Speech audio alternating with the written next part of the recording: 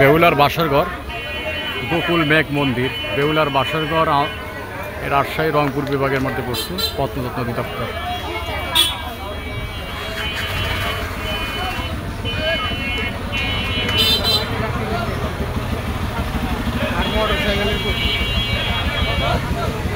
এই সেই বেহুলার বাসরঘর।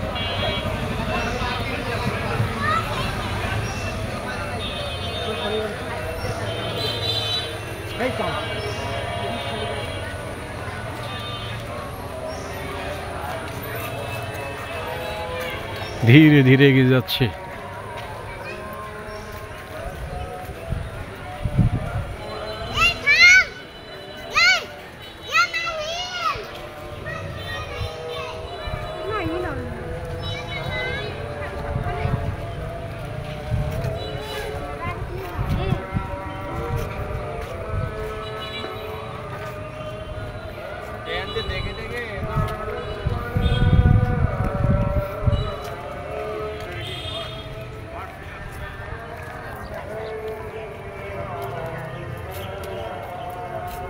গোকুল মেঘ বেহুলা লক্ষিন্দরের বাসরঘর নামে সাধারণত পরিচিত। এই প্রত্নতত্ত্বটি 1934 থেকে 36 সালে প্রত্নতাত্ত্বিক খননের ফলে 172টি বদ্ধ প্রকোষ্ঠের সমন্বয়ে গঠিত 13 মিটার উঁচু একটি মঞ্চের ধ্বংসাবশেষ আবৃত হয়।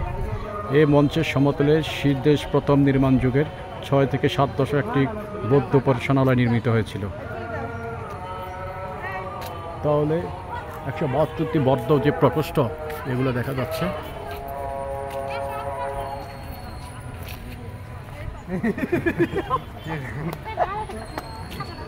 উঠে যাব 172টি যে বদ্ধ প্রকোষ্ঠ।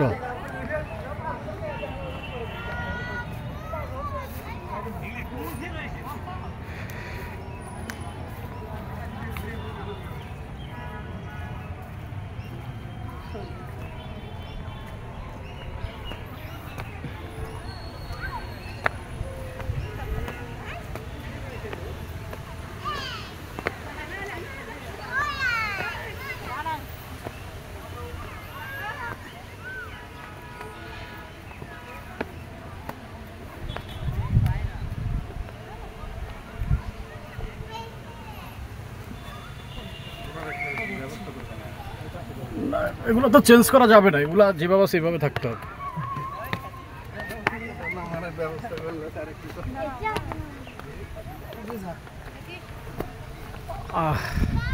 খুবই সাবধান, অনেক উঁচু একটা জায়গা।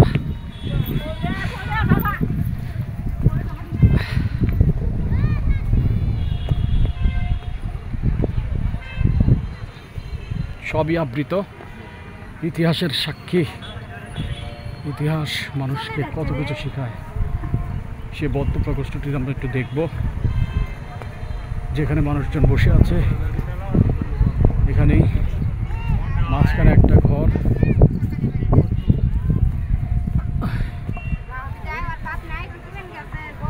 এই সেই ঘর।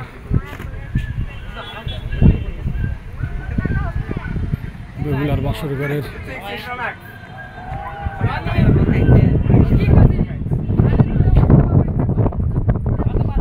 এখানে বাসরঘর হয়েছিল নাকি? হ্যাঁ, তারপরে সাপে কাটছে এখানে নাকি?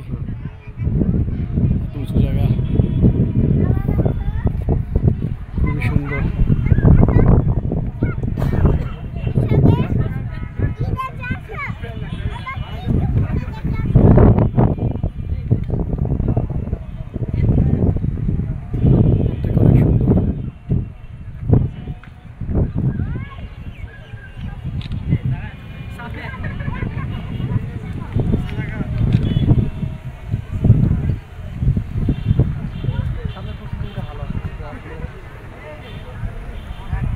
আবার একটু দেখাবো বেহুলার বাসরঘরের সেই দৃশ্যটি। সেই ঘর, এই ঘর।